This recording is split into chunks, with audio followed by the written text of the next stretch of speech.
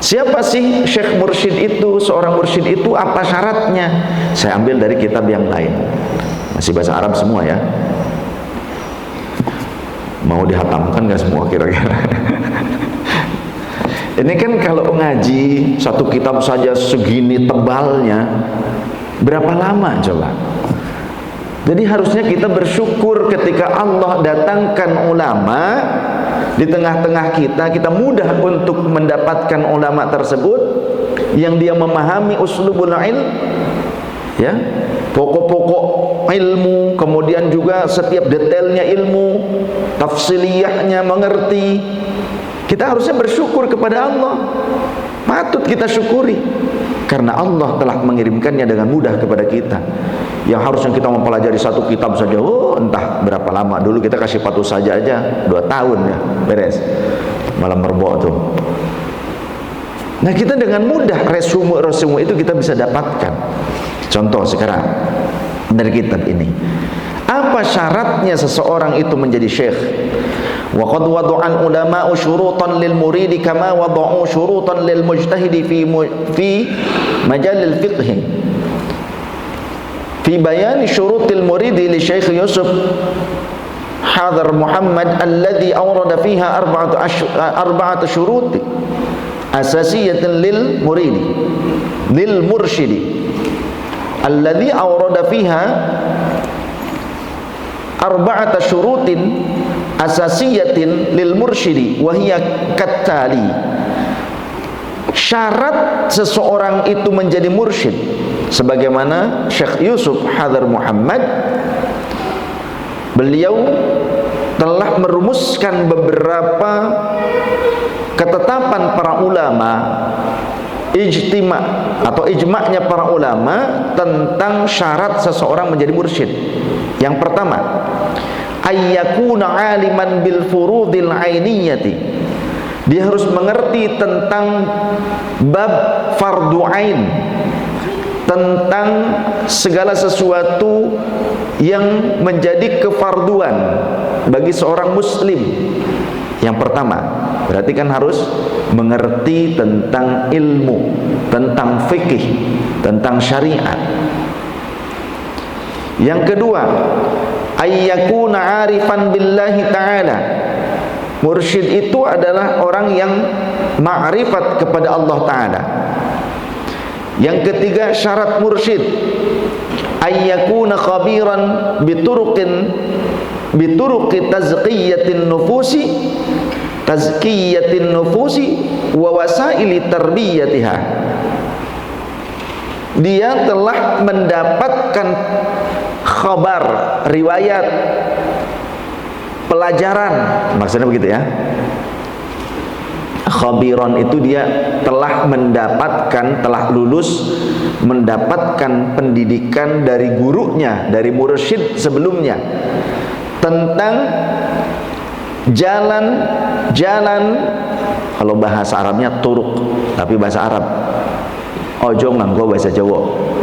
Ini nganggo bahasa Jawa jorang, cek Sunda mah ya, rada-rada, nah begitulah. Jadi turuk di sini bahasa Arab, bukan bahasa Jawa. Jadi turukin di sini jalan-jalan. Bituruqi tazkiyatin nufusi wa wasaili tarbiyatiha. Dia telah lulus mendapatkan pengajaran dari gurunya tentang jalan-jalan penyucian jiwa,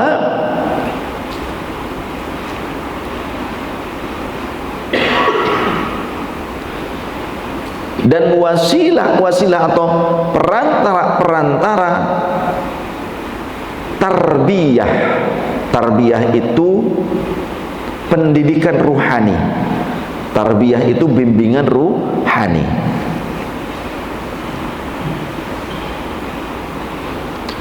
Syarat yang keempat, ayyakuna ma'dzunan bil irsyadi min syaikhihi.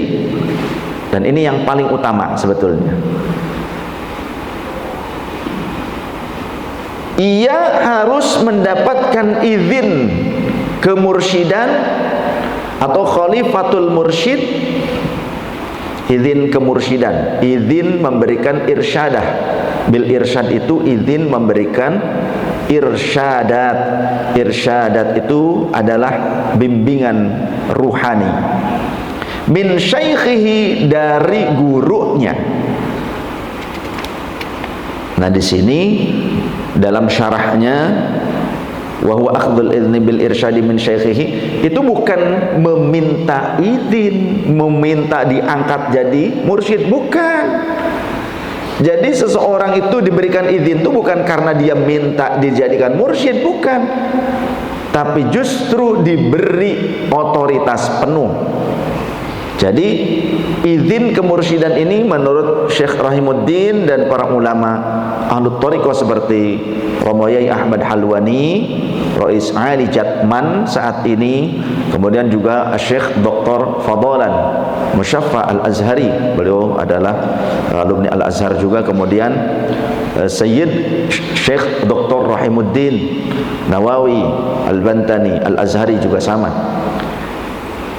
Pemberian izin itu mencakup pemberian otoritas penuh untuk membaiat, membimbing umat, memimpin zikir dan mengajarkan zikir thariqah, dan juga membawa orang-orang untuk masuk ke dalam thariqah tersebut.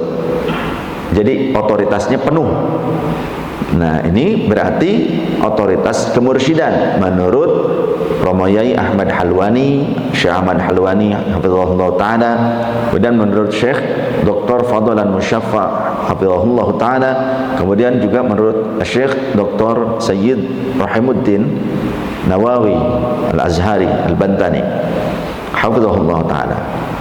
Kemudian yang kedua, bisa jadi berupa apa izin? Khalifah bil irsyad, menjadi khalifah yang boleh memberikan irsyad, bimbingan, berarti khalifatul mursyid.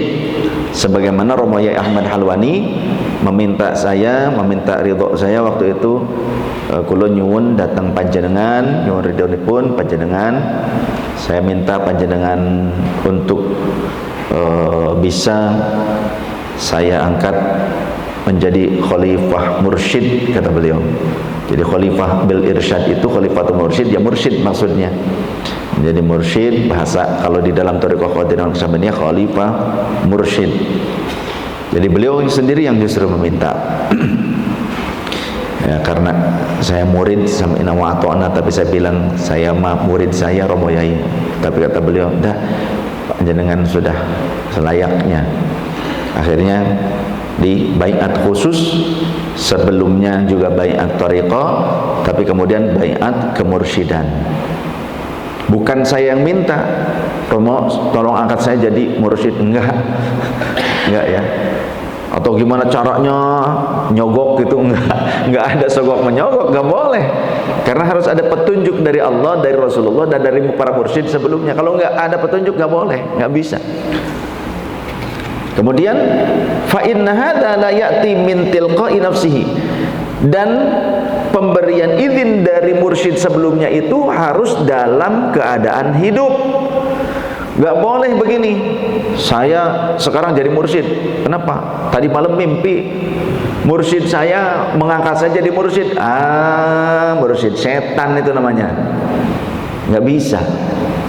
Dan perlu diketahui, saya sudah mengikuti kajian di PBNU, kajian khusus tasawuf wa thariqah tentang kemursyidan, disampaikan oleh Sayyid Rahimuddin, juga oleh Sayyid Abdul Aziz Ad-Dimashqi, ya, Sayyid Abdul Aziz kalau tidak salah, dari Damaskus, dari Suriah. Mereka menyatakan bahwa wakil talqin itu bukan mursyid. Wakil talqin itu bukan mursyid, ya. Sebagaimana pangersa Abah sudah dinyatakan oleh para wakil talqin, berkumpul ditanya ke uminya juga, ada enggak wasiat barangkali? Enggak ada. Ada enggak yang diangkat? Enggak ada. Sampai putranya pun enggak. Maka pangersa Abah itu tidak banom, Syekh Ahmad Syaibul Wafat Tajul Arifin tidak mengangkat mursyid satupun, ya. Dan wakil talqin tidak bisa mengangkat dirinya sendiri menjadi mursyid. karena abah sudah meninggal, saya sekarang jadi mursyid ya oleh murid-murid. Ayo kalian dekeng saya jadi mursyid. Ya nggak bisa. Atau di antara wakil talqin itu ngumpul diskusi, kira-kira siapa yang akan diangkat jadi mursyid di antara kita nih, gitu kan. Dikocok aja kayak arisan, gantian. Nggak bisa. Ya, nanti salah seorang dari kita diangkat jadi mursyid, nggak bisa, nggak sah seperti itu. Dan konsekuensinya kalau mursyidnya sudah wafat, wakil talqin ini gimana? Nah, ada konsekuensi itu juga. Jadi jangan salah ya. Dan wakil talqin tidak bisa mengangkat mursyid. Contoh wakil talqin nih, sudah pernah mentalkin, mewakili mursyidnya, mentalkin murid-murid, ada yang baru-baru. Kemudian dari muridnya itu diangkat, kamu saya angkat jadi mursyid. Dirinya saja bukan mursyid, bagaimana bisa mengangkat orang lain jadi mursyid? Ini penting buat teman-teman ya, mengerti, harus difahami ini tentang kaidah tasawuf nih. Kitab segede gini coba baca kalau nggak percaya. Dan ada videonya saya sudah simpan, Kang Andi boleh panjenengan juga minta ke Kang Andi kajian tentang masalah kemursyidaan di PBNU, langsung Jatman yang mengadakan itu, Sayyid Syekh Rahimuddin Nawawi, juga Syekh Abdul Jabbar atau Abdul Aziz ya, dari Damaskus Suriah. Beliau juga mursyid, semuanya mursyid, dua-duanya mursyid thariqah, alim luar biasa dua-duanya ya. Jadi itu diantara yang dapat kita kaji. Mari kita ambil talqin zikir tersebut dari guru mursyid yang benar, yang sahih, yang sah kemursidannya.